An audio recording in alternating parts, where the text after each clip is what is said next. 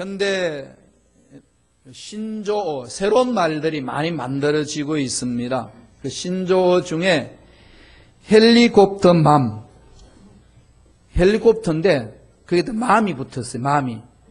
헬리콥터 맘이라는 단어가 있는데 그 뜻이 무엇인지 아시나요? 헬리콥터처럼 자녀 주위를 맴돌며 자녀들을 챙겨주는 엄마, 그 엄마를 헬리콥터 맘이라고 그럽니다. 자녀 일을 엄마가 다 알아서 챙겨주는 거죠. 자녀는 할 일이 없습니다. 생각할 것도 없고 준비해주고 채워주고 가르쳐주는 대로 따라가기만 하면 됩니다. 그렇게 키우면 자녀가 어떻게 될까요? 만년 어린아이로 있겠지요. 지금 이 한국에도 그렇고 미국에도 그런데 엄마들이 자녀들을 너무 이렇게 애지중지한 나머지 너무나도 자녀들의 삶에 잘못된 간섭이 많다는 겁니다. 대학생이 됐는데도 엄마가 직접 교수한테 전화를 해가지고 우리의 성적이 나빠지면은 자기가 원하는 전공을 할 수가 없으니까 제발 성적을 좀 올려주세요. 엄마가 전화를 한대요. 군대 간 아들을 걱정해서 부대장에게 전해가지고 우리 애는 훈련을 너무 고되게 하면 잠을 못 잡니다. 이 훈련을 좀 알아서 해주세요. 그게 정말 있다는 얘기예요. 이 웃는 얘기가 아니고 정말 지금 그렇게 엄마들이 앞장서서 애들을 위하여 전화하고 보살펴 줍니다. 31살짜리 미혼 회사원 아들을 둔 엄마는 비공식적으로 아들의 월급을 다 관리를 해가지고 수익률이 좋은 건지 안 좋은 건지 다 찾아가지고 펀드, 주식, 적금을 골라서 가입해 놔놓고 매달 아들 삶을 이렇게 조절하고 있다고. 어떻게 보면은 되게 이렇게 합리적으로 애들을 위하여서 참 교육을 잘 하는 것처럼 보여질지는 모르지만은 결국은 헬리콥터의 마음 아래에 자란 어린아이들은 자기가 어떤 문제 있을 때에 분별하고 선택할 수 있는 힘이 없어진다는 겁니다. 이러한 애들을 대체적으로 마마보이라고 그러지 않습니까? 신혼여행 가가지고 엄마 어떻게 자야 돼? 라고 물어야 되는. 참 안타까운 일들이 지금 우리가 살고 있는 세상에 일어나고 있습니다. 엄마들의 치맛바람으로 인하여서 대한민국의 인적 자원을 정말 많이 만들었습니다. 이 근대화, 현대화하고 전 세계와 경쟁에서 이길 수 있는 힘은 정말 엄마들의 치맛바람 아니겠습니까? 오죽했으면은 프랑스의 세계 언어 대사전에 아줌마라고 등록이 됐겠습니까? 아시죠? 아줌마, 그러니까 발음 나는 대로 적어놨어요. AJUMMA, 아줌마라고 세계 언어 대사전에 한국 아줌마가 등록되어 있습니다. 아줌마란 정의가 어떻게 됐냐면은 아줌마란 한국에 있는 40대 여성으로서 애들을 다 키우고 시간의 여유와 물질의 여유를 가지고 높은 구매력을 자랑하는 한국 아줌마들, 이렇게 이제 특징이 되어 있습니다. 그러니까 참 아줌마가 떴다 하면은 뭐 여러 가지 일들이 많이 일어나잖아요. 전철 가면 옛날에 그랬어요. 전철을 타면 아줌마들이 앉을 자리도 없는데 엉덩이만 걸쳐 타면 자리를 만들어낼 줄 아는 분. 강하죠. 제가 독일에서 공부할 때 교수님들이 음악 레슨을 하는데 학기 중에는 돈을 안 받습니다. 방학 때 조금 받는데 내 자녀를 방학 때 먼저 레슨 받고 싶어가지고 학교에서 지정한 것 좀 보다도 몇십 배를 더 드립니다. 그러니까 자연히 교수들 마음이 그쪽으로 기울지 않겠습니까? 독일에 과외비도 올려놓으신 분들이 한국 아줌마들이에요. 참 대단해요. 이제 그런 힘으로 인하여서 어쨌거나 자녀들이, 한국의 젊은이들이 잘 이렇게 양육이 됐어요. 그래서 전 세계적으로 귀한 일들을 감당합니다만 그게 너무 지나치다가 보니까 지금은 대학생활까지 군대까지 회사까지 아줌마들이 파고 들어가가지고 내 애 챙기기 바쁘다는 겁니다. 그러니까 너무 연약해졌다는 거죠. 정말로 가정의 엄마는 중요합니다. 그리고 한 나라의 여인들 너무 중요합니다. 그리고 교회의 여인들은 너무 중요해요. 사실상 이 교회는 여인들이 더 많지 않습니까? 여성들이. 그래서 우리 교도는 아직까지 여성 장로가 없습니다. 이 법 바꿔야 돼요. 왜냐하면 왜 여성들 장로를 안 주는지 모르겠어요. 이런 이야기 했다가 어른들한테 많이 혼났는데 그래도 바꿔야 됩니다. 안 줘야 될 이유는 하나도 없습니다. 교회가 앞장서서 참 하나님의 뜻이 무엇인지를 드러내야 되는 것이 교회다운 교회 아니겠습니까? 정말 여성이 올바로 서도록 만들어야 됩니다. 그런데 지금 세상에는 엄마들이 잘못을 인하여서 문제아이들이, 문제아동들이 너무나도 이 사이에 많이 생긴다는 겁니다. 그 반면에 애를 완전히 하나님께 맡겨서 하나님 앞에 귀하게 쓰임받는 훌륭한 엄마들도 이 세상에 많습니다. 그 중에 성경을 보면은 모범적으로 보여주는 엄마가 있습니다. 오늘 읽었던 본문 말씀에 위대한 여인이 나오는데 이름은 안 나옵니다만은 그 배후에 나오는 것이 모세의 엄마. 누구죠? 요게벳. 모세의 엄마가 정말로 훌륭한 분입니다. 그 이름이 몇 군데 나오지 않지만은 히브리인으로서 아들을 낳았는데 그 아들이 살 수가 없습니다. 어떻게 처리하겠습니까? 여러분이라면은 그냥 품에 안고 있다가 뺏겨서 죽도록 내버려 두겠습니까? 어떻게 하는 게 합당하겠습니까? 모세의 엄마 요게벳은 갈대 상자를 만들어서 나일강에 띄우기로 생각합니다. 갈대 상자에 모세를 담아서 나일강에 띄울 때에 요게벳이 어떤 마음으로 자기 아들을 나일강에 띄웠을까요? 간절히 기도하지 않았겠습니까? 간절히 기도했겠죠. 하나님, 이 아들 하나님께 맡깁니다. 이 아들을 더 이상 내가 키울 수도 없고 여기 있으면 죽을 수밖에 없는 상황이 난 이 아들, 갈대 상자에 모세를 담아놓고 얼마나 간절히 기도했겠습니까? 하나님은 그 요게벳의 기도를 그대로 받으시고 모세가 나일강 갈대 상자 속에 들어가서 떠내려가고 있는 그 상황 속에 하나님의 멋진 사건을 연출합니다. 기차잖아요. 나일강의 속도, 흐르는 강물의 속도와 그 강물을 따라서 떠내려오는 갈대 상자를 바라보게 할 수 있도록 목욕하러 나오는 바로왕 공주의 그 시점과 그 다음에 갈대 상자 뚜껑을 열었더니 애가 그냥 쥐죽은 듯이 숨죽이고 있는 것이 아니라 그냥 여인의 마음을 끌 수 있도록 응아 그럽니다. 강물의 속도와 뚜껑을 여는 것과 애의 그 울음소리에 그 일치되는 때는 정말로 인간이 상상할 수 없는 절묘한 하나님의 신비함이 그 속에 있습니다. 모세는 그렇게 해서 생명을 얻습니다. 공주가 모세를 보자마자 양자를 삼겠다는 마음을 갖습니다. 자기 아들로 삼습니다. 있을 수 없는 일이 일어나는 거죠. 그런데 이제 젖을 먹여야 되는 자기가 젖을 먹일 수 없으니까 젖 먹는 유모를 구하는데 그 유모가 모세 엄마 요게벳입니다.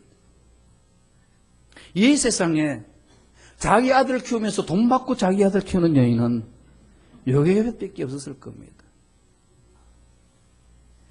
정말로 그 젖을 먹이면서 모세 엄마는 모세에게 무엇을 불어넣었을까요? 위 속에 젖이 들어가면서 그 영혼 속에는 말씀이 들어갑니다. 결국은 모세가 위대한 일꾼으로 서지 않았습니까? 엄마의 기도는 반드시 이루어집니다. 그런 놀라운 역사가 모세를 통해서 우리에게 보여주고 있습니다. 그 먼 훗날 모세 엄마의 기도로 그렇게 자라서 하나님 앞에 귀하게 쓰임을 받았습니다. 모세가 엄마의 기도에 힘을 얻어 엄마의 신앙의 본을 따라서 결국은 모세도 그렇게 하나님을 신뢰하면서 일평생 삶을 갖고 갔습니다. 오늘 본문의 말씀 잘 보여줍니다. 하나님께서 전적으로 신뢰하는 삶이란 게 어떤 것인지, 전적으로 하나님을 신뢰하는 길이 어떤 것인지, 모세를 통해서 우리에게 가르쳐 줍니다. 하나님이 모세를 불러서 궁중 40년 훈련받고 광야 40년 훈련받아서 80세가 된 할아버지였을 때 하나님이 부릅니다. 내 백성 건져와라. 제가 어떻게 가서 건질 수 있겠습니까? 하나님 그 백성들이 하나님이 보냈다는 사실을 내가 어떻게 증명할 수 있겠습니까? 내가 무슨 힘으로 백성들에게 가서 하나님이 나에게 말씀하셨는데 너희들 다 데리고 하나님 지시할 땅으로 가라고 하셨다. 가자. 이렇게 했을 때 따라올 사람들이 누가 있겠습니까? 그랬을 때에 하나님이 이스라엘 백성들을 이끌어갈 수 있는 길을 열어주시고 모세에게 말씀을 합니다. 뭘 가르칠까요? 신뢰를 가르칩니다. 하나님만을 신뢰하라. 어떻게 하라고 이야기합니까? 오늘 본문에서 두 가지로 우리에게 강하게 메시지를 던져줍니다. 첫째로 손에 들고 있는 지팡이를 던져라 그럽니다. 모세가 도대체 내가 가지고 있는 게 뭔데 뭘 어떻게 해야 됩니다라고 하소연할 때 네 손에 있는 게 뭐냐? 지팡이입니다. 그걸 던져라. 무슨 의미일까요? 우리 말씀 한번 읽으면서 한번 묵상해 볼까요? 출애굽기 4장 2절 3절입니다. 다 같이 천천히 한 목소리를 읽겠습니다. 야훼께서 그에게 이르시되 내 손에 있는 것이 무엇이냐? 그가 이르되 지팡이니이다. 야훼께서 이르시되 그것을 땅에 던지라 하시매 곧 땅에 던지니 그것이 뱀이 된지라. 네 손에 있는 게 뭐냐? 지팡이입니다. 그러면은 네 손에 들고 있는 지팡이를 땅에 던지라.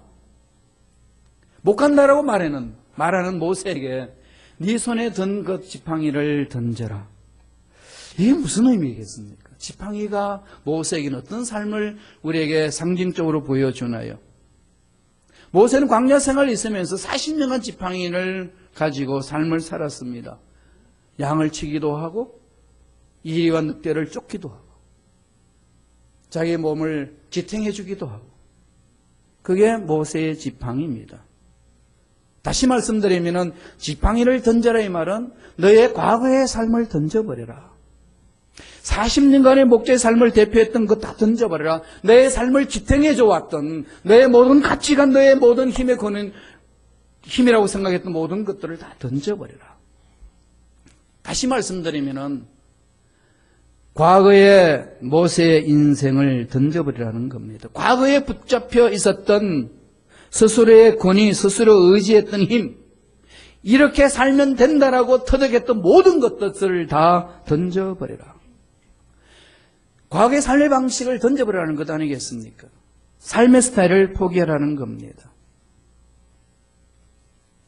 네가 한다 못한다 그게 머물러 있지 말고 너의 경험에 내가 말하는 것을 가지고 해석하려고 하지 말고 네가 가지고 있는 모든 것들 던지고 지금 내가 하는 말에 귀를 기울여. 그 메시지 아니겠습니까?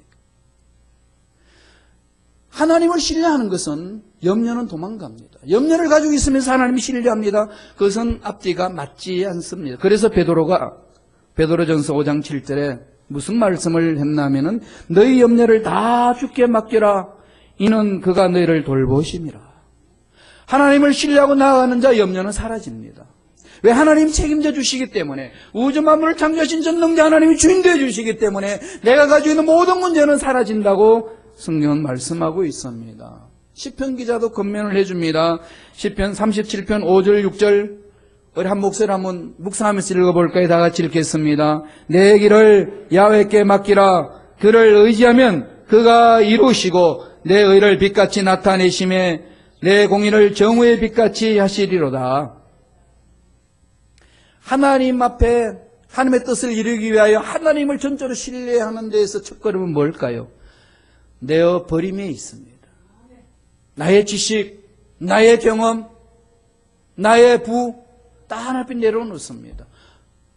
왜냐하면 하나님은 우리가 가지고 있는 것보다 더 위대하신 분이시고 하나님이 무한한 것들을 우리를 통해서 내려주시기 원하고 있기 때문에 우리가 가지고 있는 보잘것없는 것을 내려놓아야 하나님의 능력이 나타나는 것입니다. 우리가 할 수 있는 게 뭐가 있겠습니까? 우리는 통로예요. 우리는 축복의 통로가 되기 위해서는 내가 내 것이라고 생각해왔던 것, 이것만 있으면 내가 만하다라고 주장했던 그것들로부터 내려놓기 시작해야 됩니다. 이게 내려놓지 못하면은, 이걸 버리지 못하면은 하나님의 음성이 들리지 않습니다. 그리고 하나님이 원하신 그 일을 감당해낼 수가 없습니다. 그러므로 자기가 경험해왔던 모든 것들, 자기는 교만이 아니라고 생각했지만 하나님 보시기 교만 덩어리인 것들을 버려야 됩니다. 자기 중심적인 사고와 자기 중심적인 방법을 해왔던 것들을 버려야 됩니다. 과거에 쓰디쓴 아픔이 있을 것이고 과거에 자랑이 있겠지만은 그 모든 것 다 내려놓아야 됩니다. 자기가 과거에 붙들고 있었던 힘, 권위들을 내던져버리라는 겁니다.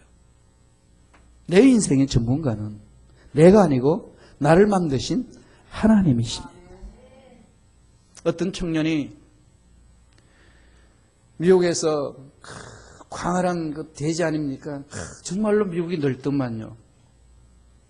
이거 유럽과는 비교가 안 되는 땅덩어리, 미국 땅 아니겠습니까? 작년에도 휴가 얻어가지고 이 차를 가지고 달려가는데, 옥수수밭을 가도 옥수수밭. 왜 그렇게 넓습니까? 정말 근데 가다가 차 고장이라도 나면은 정말 낭패 들어가겠어요. 어떤 청년이 막 가는데 차가 부릉 그러더니 시동이 꺼져버립니다. 그러니까 나오는 달리는 속도를 해가지고 가장자료 끄집어내가지고 뚜껑을 열고 고칩니다. 그런데 그 청년이 누구냐? 정비공입니다. 차에 대해서는 전문가예요. 자기 나름대로. 그런데 아무리 고쳐도 이게 고쳐지지가 않습니다. 그렇게 열심히 고치고 있는 그 옆을 지나가는 한 노신사가 있더니 뚝 섭니다. 차를 딱 쓰더니 그 노신사가 내려서 이보게 이것도 만져보고 저것도 만져보고 했더니 그냥 그 소리에 이 할아버지가 하다 말고 왜 나한테 간섭이야 이런 식으로 다 해봤습니다.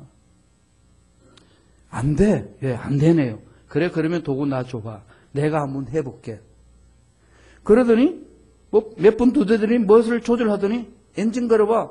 부릉 엔진이 걸리는 겁니다.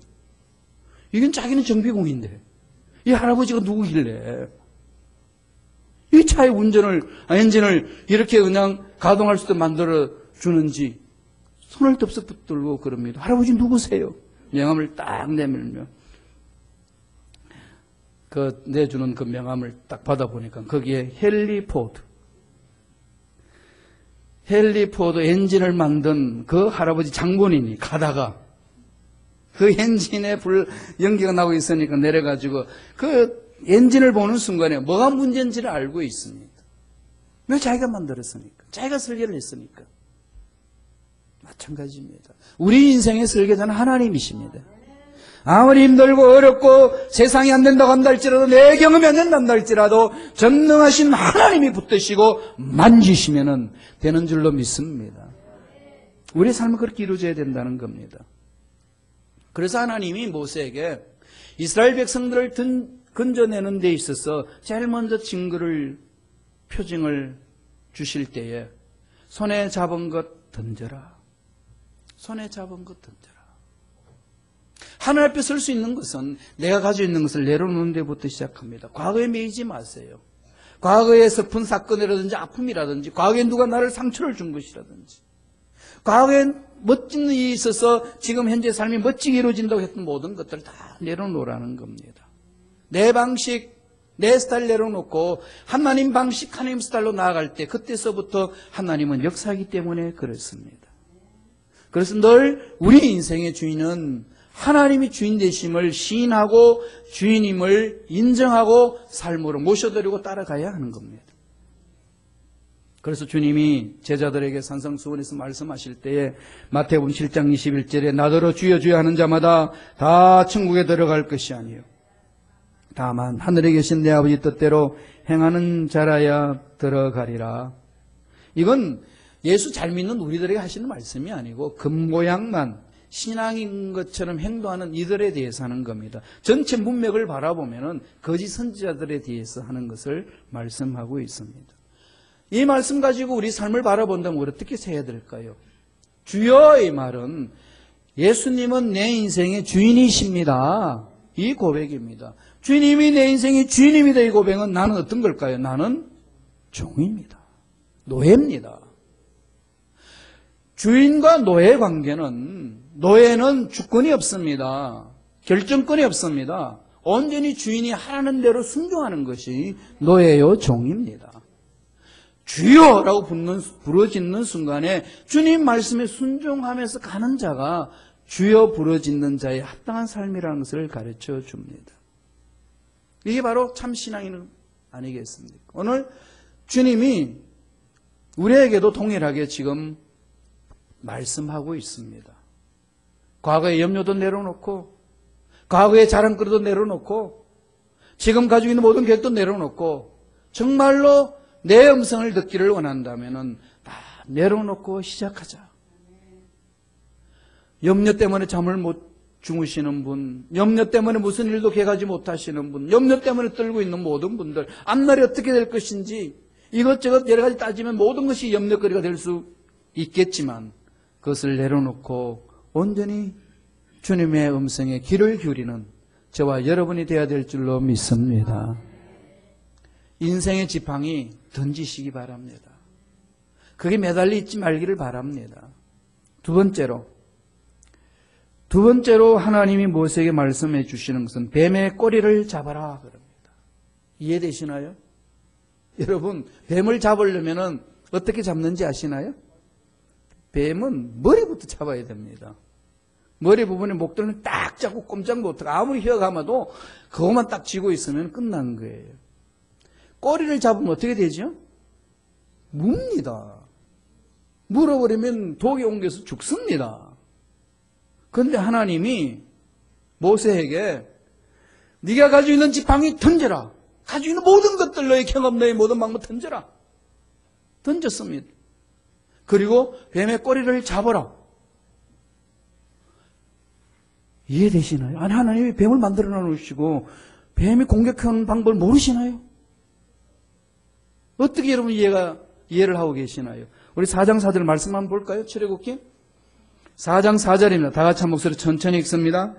야훼께서 모세에게 이르시되 내 손을 내밀어 그 꼬리를 잡으라. 그가 손을 내밀어 그것을 잡으니 그의 손에서 지팡이가 된지라.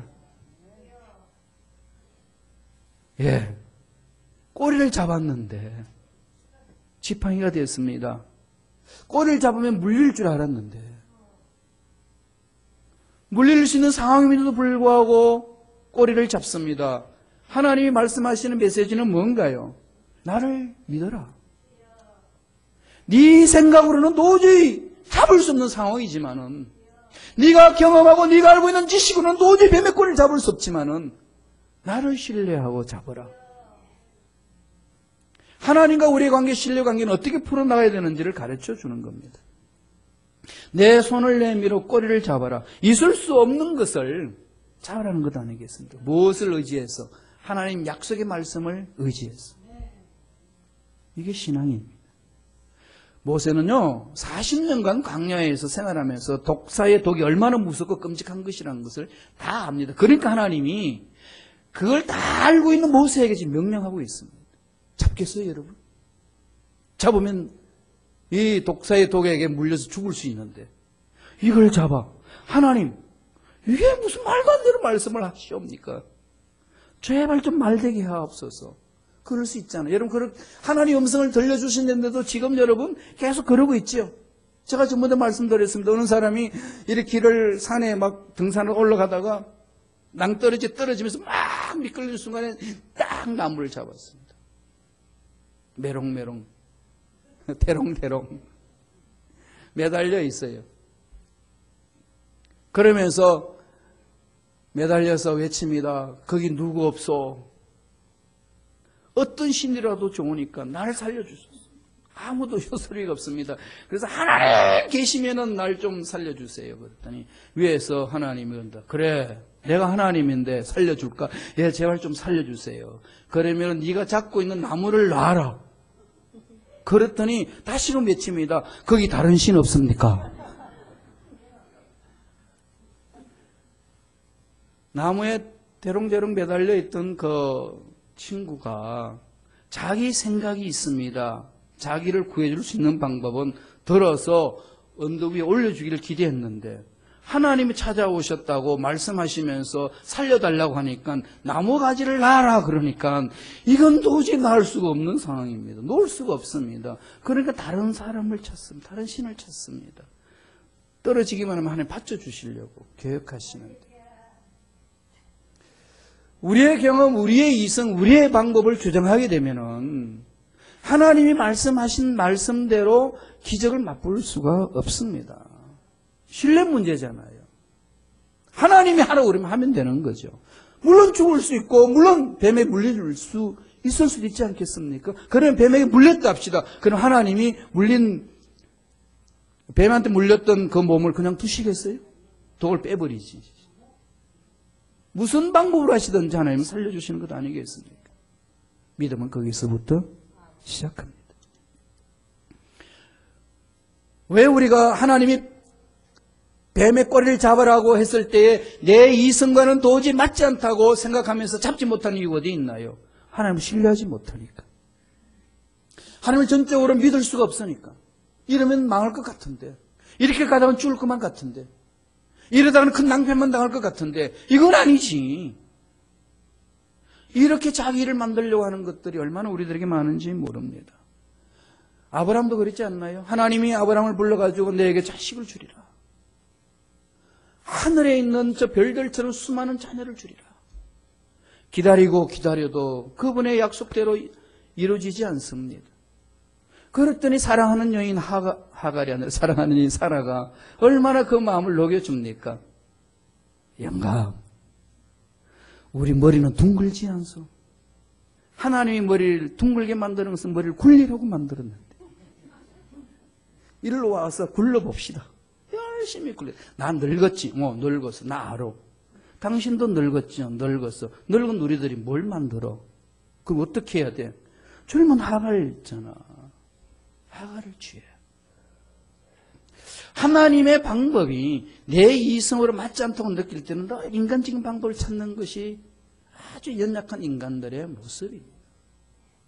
그렇게 해서 하갈을 취해서 이스마엘을 얻었습니다. 얼마나 기뻤는지 몰라요. 아브라함은 너무 기뻤습니다. 왜요? 양자를 삼아서라도 자기 대를 이으려고 했기 때문에. 그런데 자기 핏줄인 이스마엘을 얻었습니다. 비록 여종이지만은 하갈을 통해서 얻은 이스마엘 얼마나 기뻤는지 모릅니다. 기뻐하는 아브라함에게 하나님 나타나셔서 뭐라고 하셨나요? 축복해 주셨나요? 칭찬해 주셨나요? 아브라함 아니야. 오늘 현대 그리스도인들은 어떤 삶을 사시나요? 여러분 사업, 여러분 직장, 여러분 자녀 교육, 여러분 앞날에 대한 설계 어떻게 하고 계시나요? 뱀의 꼬리를 잡아라 하나님이 명령하셨을 때에 여러분 잡으실 수 있을까요? 하나님은 신뢰 문제입니다. 하나님이 하신 말씀은 하나님 책임져 주시겠다는 그 말씀 아니겠습니까? 필요에 따라서 채워주시는 분이십니다.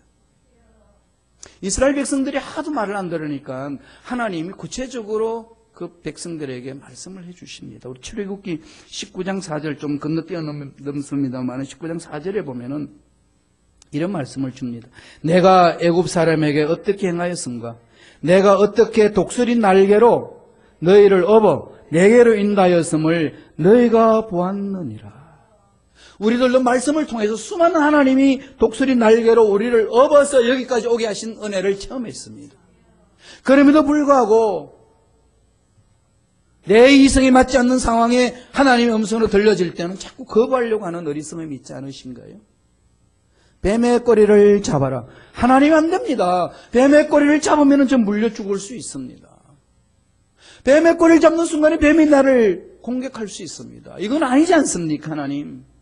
이럴 수는 없습니다. 충분히 우리는 합리적으로 하나님께 항변하면서 그건 아니라고 하나님을 설득시키려고 노력하는 우리의 모습을 얼마나 많이 봅니까?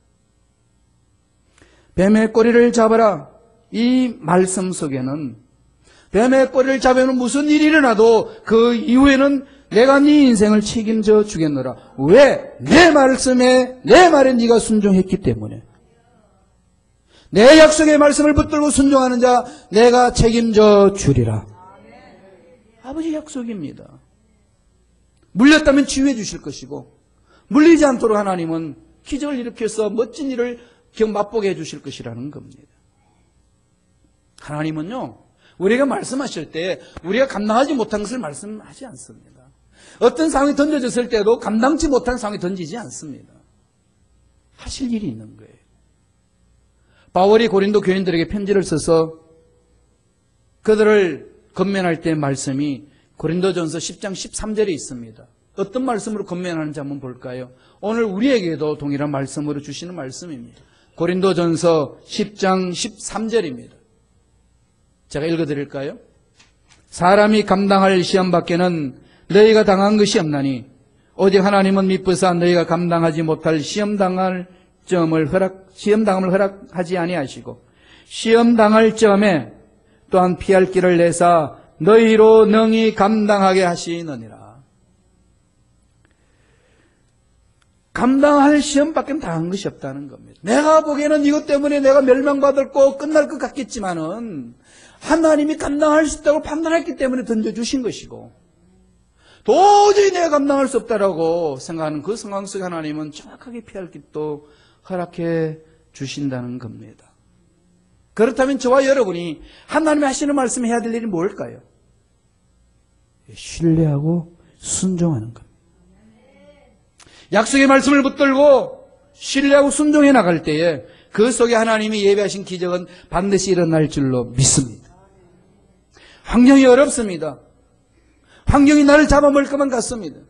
문제가 나를 멸망시킬 것만 같습니다. 그 독사의 뱀이 꼬리를 잡는 순간에 나를 잡아서 죽일 것만 같습니다. 그러나 말씀에 순종하여 꼬리를 잡았을 때 하나님은 그 뱀이 다시금 지팡이가 될 수 있는 기적을 맛보게 해 주십니다. 잠언서 16장 9절에 우리에게 이렇게 하나님은 말씀해 주십니다. 다 같이 한 목소리로 천천히 합독하십니다. 사람이 마음으로 자기 길을 계획할지라도 그 걸음을 인도하시는 이는 야훼시니라. 우리는 하나님을 신뢰하기에, 내 인생을 이끄시는 하나님을 신뢰하기에 어떤 상황에 놓여진단다 할지라도, 어떤 얼음이 내 앞을 가로막는단다 할지라도, 도저히 이해할 수 없는 상황이 던져진단다 할지라도 약속하신 하나님 책임져 주실 줄로 믿습니다. 이렇게 고백하며 달려가는 저와 여러분이 되시기를 간절히 축원합니다. 모세의 삶은 철저하게 하나님의 말씀에 순종하는 삶이었습니다. 엄마로부터 다 이야기를 들었지 않겠습니까? 나일강에서 살아난 너야. 나일강에서 하나님 너를 붙드셔서 바로 공주의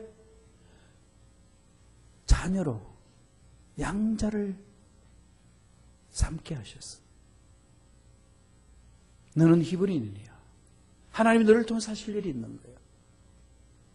엄마가 늘 기도하면서 모세에게 들려줬던 그것이 모세에게 살이 되고 피가 되고 삶이 되었습니다. 하나님이 모세를 부르실 때 두려워서 못한다고 했을 때 기적을 보여주면서 가라고 합니다. 그리고 전적으로 하나님을 신뢰하도록 체험을 주십니다. 그렇게 해서 순종하면서 갔습니다. 수많은 백성들이 가는 길이 아니라고 했을 때도 늘 하나님의 음성을 들으며 갔습니다. 그리고 마지막에 가나안 땅을 바라보고서 얼마나 평생 가고 싶었던 땅 아니겠습니까? 40년 동안 이스라엘 백성들 지 마음대로 지 멋대로 살아가고 조그만 불평불만할 것이 있으면 난리를 치는 그 백성들을 40년간 이끌어 왔어. 이제 요단강만 건너가면 갈 수 있는 가나안 땅을 바라보고 하나님이 말씀합니다. 모세, 거기까지야. 얼마나 힘들겠습니까?